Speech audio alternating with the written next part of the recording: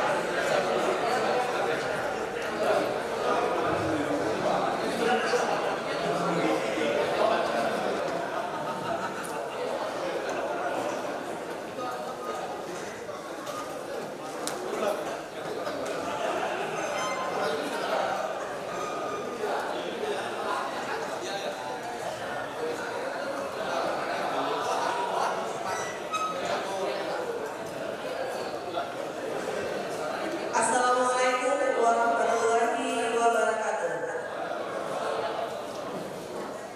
Selamat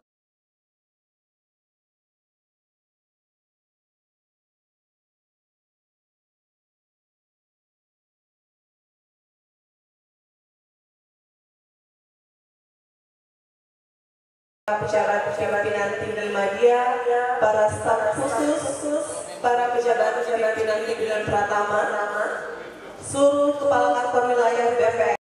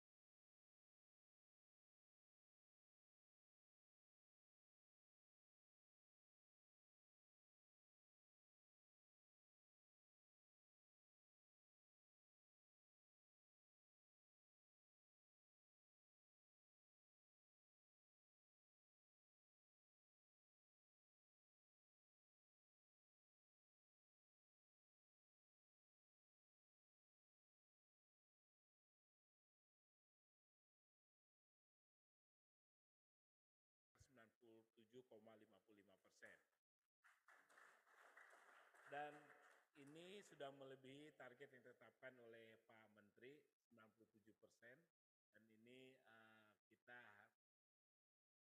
kemarin entry meeting Pak Menteri dengan BPK, kita BPK akan melakukan audit terhadap hasil kinerja kita ini, dan mudah-mudahan hasil kinerja dari BPK itu kita meraih WTP yang ke-12. Gitu. Jadi akuntabilitas Bapak dan Ibu 97,55%, baik yang di pusat maupun yang di daerah, kita akan cek, kita akan audit, baik itu dengan 7 kantor wilayah yang menjadi pilot project pemeriksaan oleh BPK, dan sisanya Pak Irjen Agus akan memastikan semua pencapaian 97,5% itu adalah akuntabel semuanya. Bapak dan Ibu, kemudian ATR BPN juga setelah merealisasikan program strategis, baik di bidang pertanahan, baik itu yang kaitannya dengan transmigrasi, PTSR, redistribusi, kemudian pencapaian tata ruang, juga pengadaan tanah. Yang terpenting tahun ini di capaian yang diraih oleh Pak Tejo, dengan mafia tanah itu kita menyelamatkan sekitar berapa triliun? 13 triliun. Kemudian ATR BPN telah menyelamatkan aset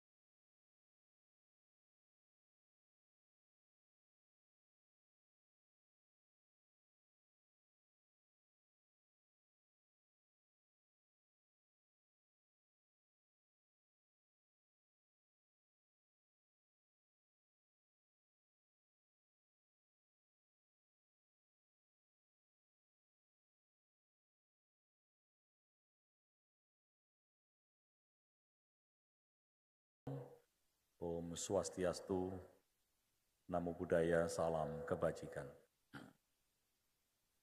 Yang saya hormati Bapak Wamen,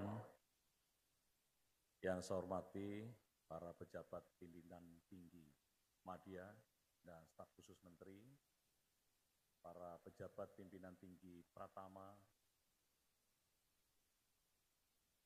seluruh mulai dari pusat maupun daerah, tenaga ahli menteri, yang saya hormati pejabat administrator serta seluruh hadirin yang berbahagia. Bapak-bapak dan Ibu sekalian, tadi sudah disampaikan oleh Pak Sekjen, kinerja kita tahun 2023 yang paling membanggakan adalah bahwa daya serap kita 97,55.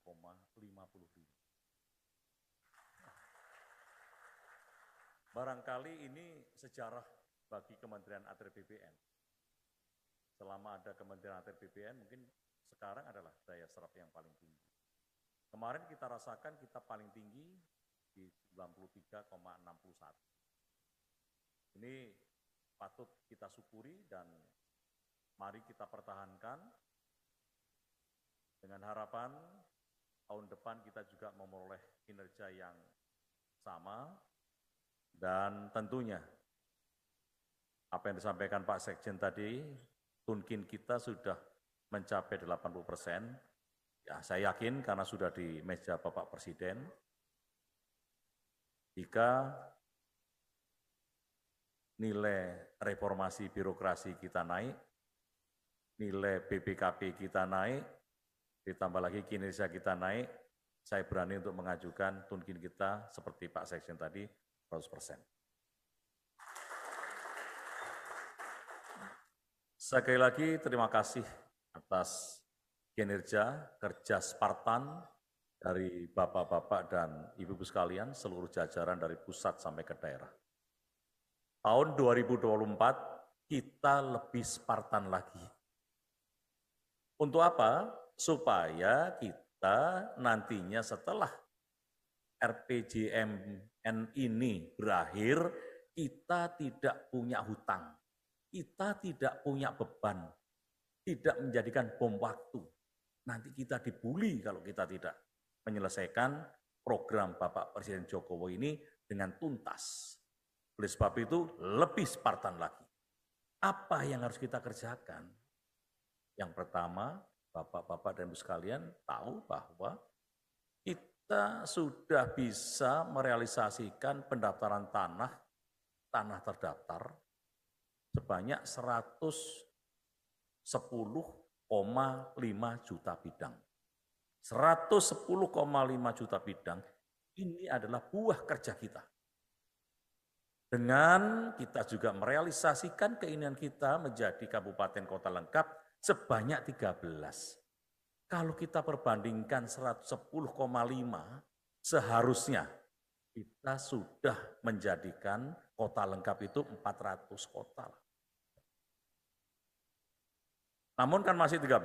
Oleh sebab itu, kita tentukan bahwa tahun 2024 kita kerja keras. Menetapkan 100 kota lengkap. 100 kota lengkap. Dan realisasi untuk penyelesaian PTSL juga benar-benar kita harus menjaga kualitas dan kuantitas supaya tidak ada yang namanya residu. Walaupun residu terus kita cari, kita selesaikan. Saya yakin strategi untuk menyelesaikan residu seluruh dirjen, Kakanwil, Kakantah juga. Target kita, saya ulangi, 100 kota lengkap. Saya akan turun ke lapangan setiap minggu untuk memberikan semangat. Termasuk juga saya ingin tetap belusukan, ingin mendengarkan apa yang menjadi keinginan rakyat.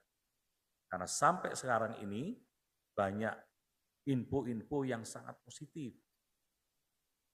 Pak, kami bersyukur dulu berbelit-belit, sekarang meningkatkan hak dari HGB ke SHM, Benar yang sampaikan Bapak, hanya 50.000. Apalagi yang berbicara itu media, sudah kesebar kemana-mana. Pak, sekarang ngurus apa saja mudah, ya karena ada 7 layanan prioritas dan komitmen seluruh pejabat di daerah, mulai Kakanwil sampai Kakanta. Ini harus kita pegang. Kemudian kita tetap berkomitmen tahun 2024 adalah tetap menggebuk mafia tanah. Caranya bagaimana? Caranya nggak usah pakai fisik gebuk itu. Dengan teknologi, dengan IT. Kemarin saya perintahkan. Apa yang diperintahkan Bapak Presiden ke saya untuk menyelesaikan sertifikat dari SK Biru menjadi sertifikat agar diselesaikan dalam 1 bulan. Ternyata tidak sampai 1 bulan, laporan Pak Jonahar sudah selesai. Dan saya minta Redis disertifikatkan secara elektronik. Karena ini kebanggaan Bapak Presiden, selalu menyampaikan elektronik. Sehingga sekarang kita keluarkan produknya adalah harus elektronik pada sertifikat pertama. Banyuwangi, elektronik. Berkah buat kita untuk menggebuk mafia tanah. Karena apa? Ya Pak Dalu ngeternya nanti agak susah ini. Karena apa? Karena kalau sudah sertifikat elektronik, tidak ada lagi titipan. Pak Lurah nitip tidak bisa, Pak Bupati nitip tidak bisa. Untuk Redis loh. Karena apa? Ketika Bupati menentukan subyeknya, kemudian minta KTP-nya, KTP-nya tidak ada dari situ, ditolak oleh sistem. Titipan-titipan, dablas, hilang. Sehingga bersih, katakanlah targetnya dari pemerintah daerah 1.000, kemungkinan nggak akan bisa 1.000. Karena yang punya KTP nggak sampai 1.000, tolak. Loh, kalau ditolak, gimana sisanya? Gampang. Sisanya titipkan ke bank tanah. Sehingga aturan bank tanah masukkan sebagai subjek. Subjek, tapi tercatat nantinya karena bank tanah itu pro rakyat. Ketika rakyat membutuhkan, kita segera lepas lagi, serahkan. Ini cara kita menggebuk mafia tanah. Sudah tidak ada yang main-main. Ya mungkin nanti banyak yang protes, nggak apa-apa.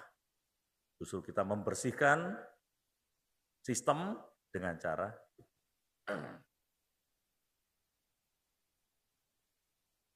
saya juga senang kemarin pada waktu sama Dirjen Taru menyerahkan 82 bantuan teknik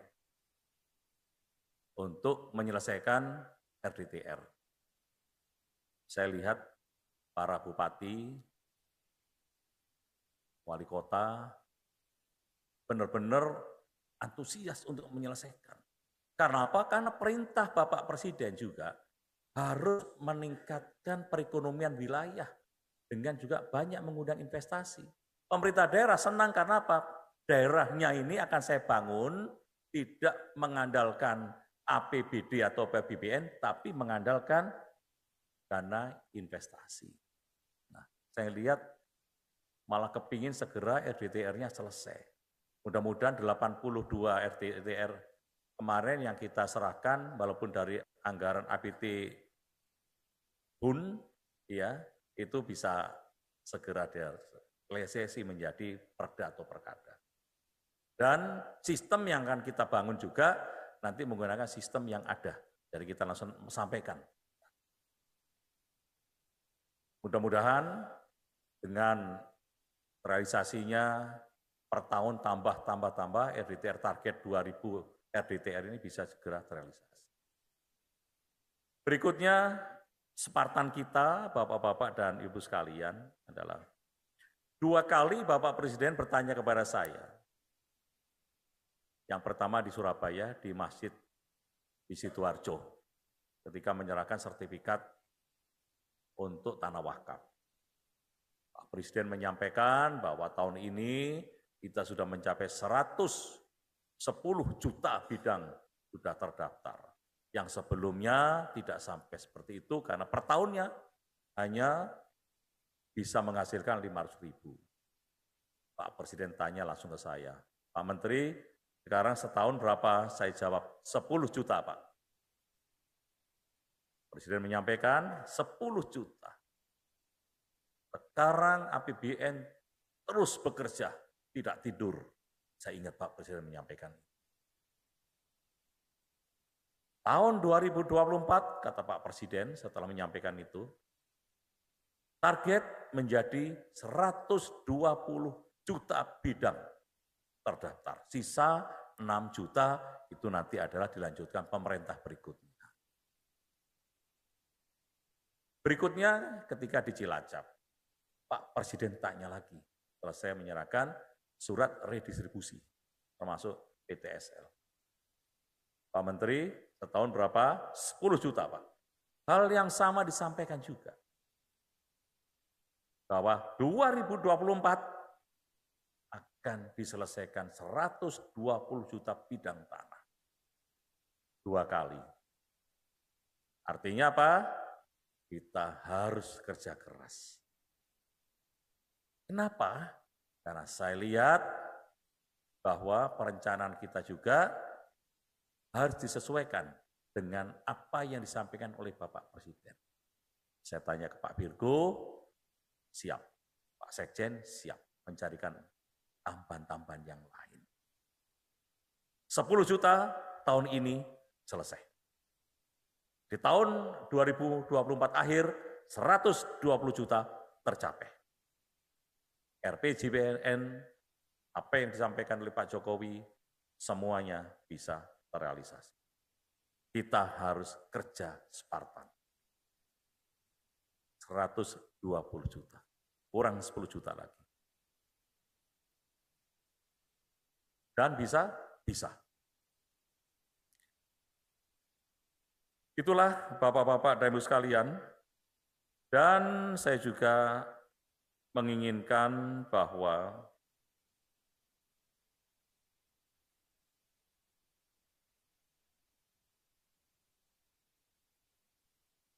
untuk penempatan pegawai dari para pejabat yang berkunjung ke wilayah timur sana, selalu ada pegawai yang pemberani, pegawai pemberani. Tidak keluh kesah, bukan keluh kesah, tapi menyampaikan secara profesional.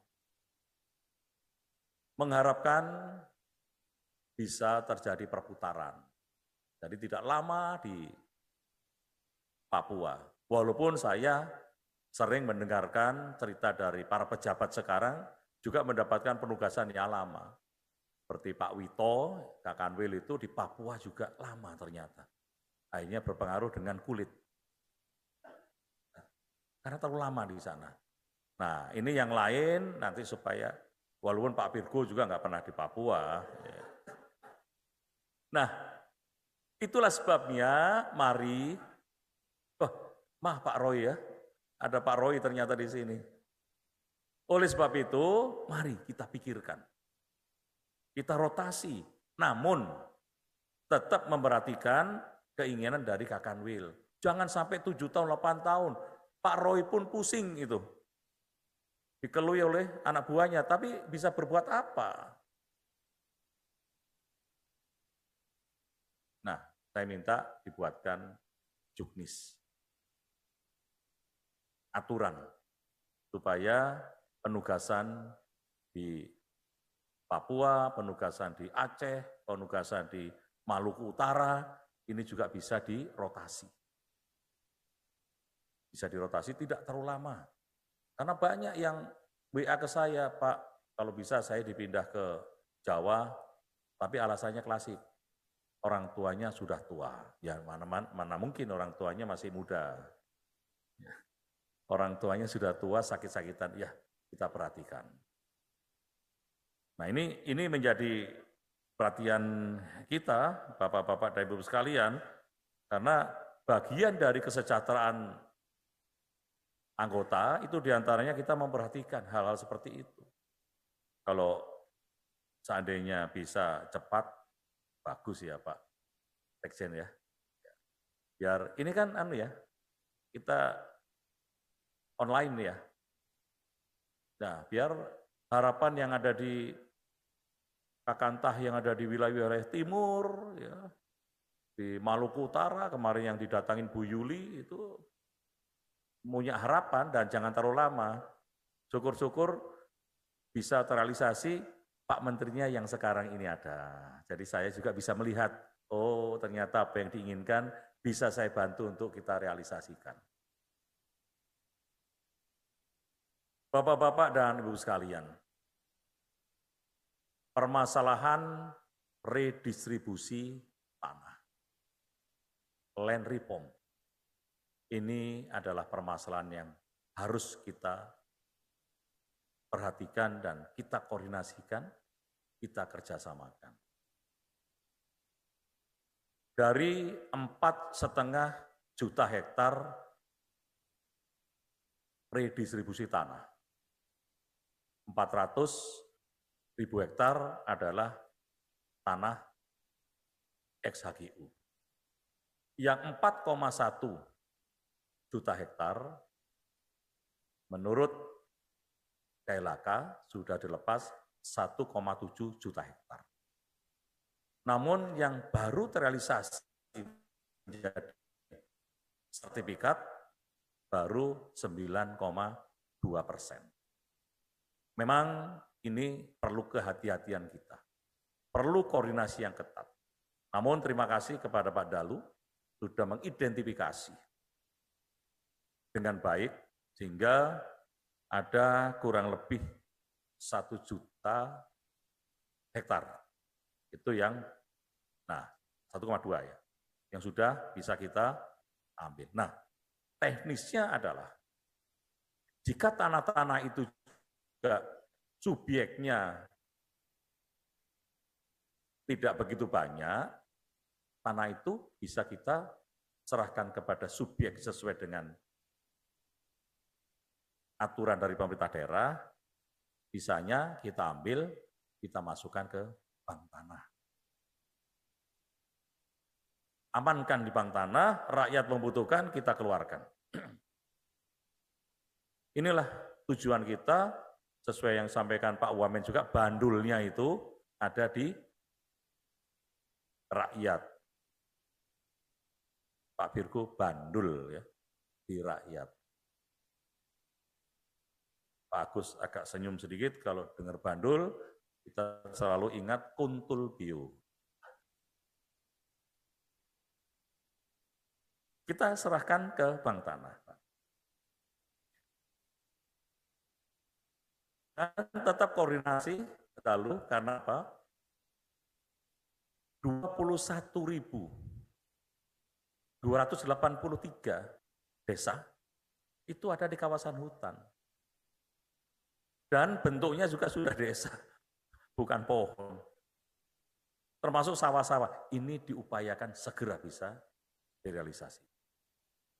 Salah satu contoh adalah yang menjadi perhatian kita semua, namun hak atas tanah lahan itu belum. Ini juga bagian dari PR kita yang harus kita selesaikan.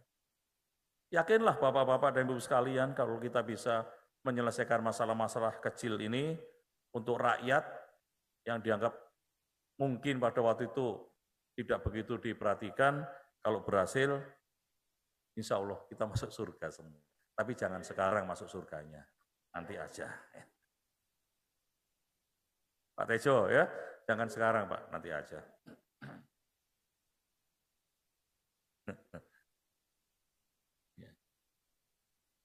Berikutnya adalah kita harus menyelesaikan tanah-tanah transmigrasi. Targetnya 600.000 hektar. Tapi dari Mendes saja mengatakan nggak sampai 600.000 Pak. Loh, kok bisa? Ya kalau itu dirubah dong di Bappenas sana, biar target kita bisa tercapai. Dan kalau bisa disampaikan mana titiknya, mana luasnya dan sebagainya. Memang permasalahan ini rumit, tapi sebaiknya apapun karena ini tugas amanah harus dilaksanakan. Ini kan didengarkan para kakantah. Dari kakantah kalau tahu permasalahan di mana ada tanah transmigrasi, segera koordinasikan. Kita harus jemput bola untuk menyelesaikan masalah ini. Bapak-bapak dan Ibu sekalian, saya beserta Dirjen 7 sudah melaksanakan MOU dari Kementerian ATR BPN dengan Mahkamah Agung. Isi dari MOU itu adalah, diantaranya adalah kita akan memberikan sertifikasi kepada para hakim, para saksi ahli terkait dengan ilmu pertanahan. Sehingga nanti permasalahan-permasalahan di lapangan, para hakim itu paham dengan ilmu pertanahan dan memiliki saksi ahli juga tahu dengan ilmu pertanahan sehingga memutuskan itu dengan tepat sesuai data-data yang ada di lapangan. Untuk itu, mari terus kita laksanakan sosialisasi di daerah, mungkin bentuk PKS dan sebagainya, ini harus kita kawal. Dan termasuk juga saya ingin mengingatkan bahwa kita juga perlu badan advokasi untuk pegawai kita yang ada di lapangan, supaya mereka juga merasa terlindungi apabila melaksanakan tugas sesuai dengan SOP. Saya kemarin tanya kepada Pak Sekjen, katanya untuk tambahan organisasi baru itu nanti pada pemerintahan baru. Kalau syukur-syukur sekarang bisa ditambah lagi untuk badan advokasi di Kementerian ATR BPN, itu lebih bagus lagi. Kita memiliki irjen yang kuat dan memiliki advokasi yang kuat, ini maka kementerian ini akan menjadi kementerian yang ideal. Karena kita juga bisa melindungi anggota kita yang berada di luar yang mengalami satu permasalahan. Seperti yang saat ini terjadi juga di Lampung, dan saya harapkan bisa dibantu. Bumbun juga sudah melakukan upaya-upaya untuk bisa membantu. Kalau memang tidak ada materialnya, ya kenapa takut? Sampaikan apa saja apa adanya nanti. Dan aparat penegak hukum pasti akan membantu kita untuk bisa meringankan sesuai dengan fakta hukum di lapangan.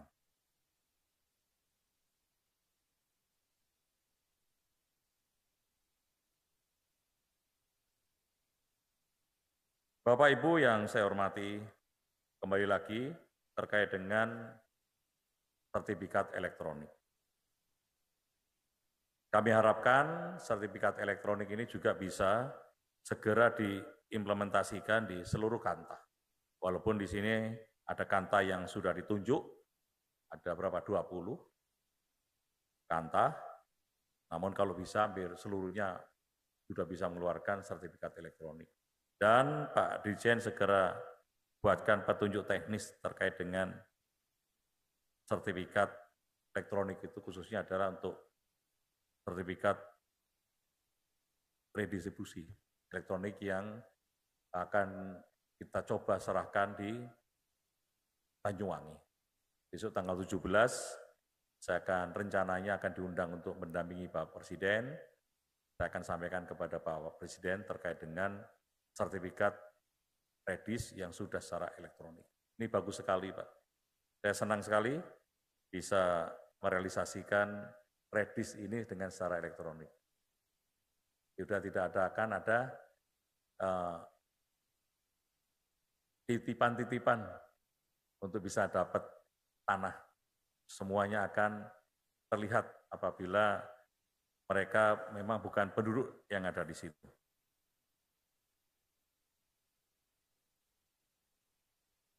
Saya kira sudah kita sampaikan semuanya apa yang kita inginkan di tahun 2024, dan sekali lagi Bapak-Bapak dan Ibu sekalian, 2024 saya akan lebih banyak turun ke lapangan dan syukur-syukur bisa bisa bertemu dengan masyarakat untuk merealisasikan sertifikat tanah untuk rakyat dan percepatan dalam program redistribusi maupun PTSL agar target di 2024 ini sesuai dengan yang kita harapkan. Sebelum mengakhiri pengarahan pada Kopi Morning hari ini, saya ingin memberikan 2 buah pantun. Burung kuntul, maaf, saya salah baca. Pagi hari makan soto babat, tambah kenyang. Mari kerja Spartan di tahun 2024. Program strategis, mari kita percepat.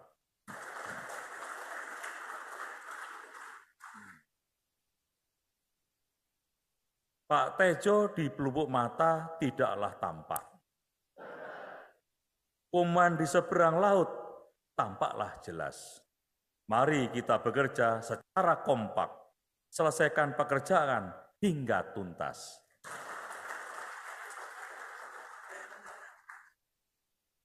Iya, terima kasih Pak Tejo. Pinjam nama Pak Tejo. Bapak-bapak dan Ibu sekalian, mari kita kerja lebih Spartan lagi. Terima kasih atas kinerja tahun 2023, target-target yang saya sampaikan tadi, supaya segera direncanakan dan insya Allah dengan kerja bersama, apa yang kita targetkan bisa terrealisasi dengan baik. Demikian, terima kasih. Wabillahi taufiq wal hidayah. Wassalamualaikum warahmatullahi wabarakatuh.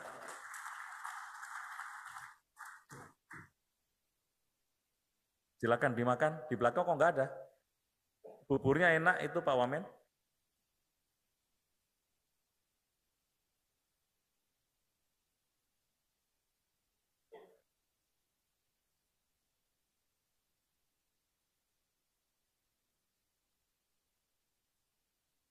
Yang berbahagia, dengan demikian selesai sudah seluruh rangkaian acara Coffee Morning bersama Menteri Agraria dan Tata Ruang Kepala Badan Pertanahan Nasional. Kami ucapkan terima kasih kepada Bapak Ibu sekalian yang telah hadir secara luring maupun daring. Wassalamualaikum warahmatullahi wabarakatuh dan selamat pagi.